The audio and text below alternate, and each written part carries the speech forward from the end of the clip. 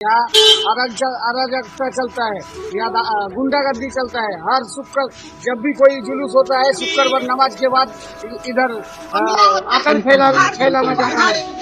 থানার number OC number দিল, খালি থানাতে ফোন করছি, বলছে এই আসছি, আপনার ঘরে সেফটি থাকুন, আপনার ঘরে সেফটি থাকুন।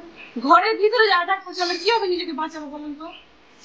পুলিশ ওখানে কিছুই করছে না। সেই সময় বলছি পাঠান, একটা থেকে চারটা পুলিশকে ফোন করেছি। কত ছোট্ট এটা কয় মাস হলো? হ্যাঁ 5-6 দিন হলো। তার অবস্থা এই আজকে তার সেই বাচ্চাটার ঘর ছাড়তে হলো।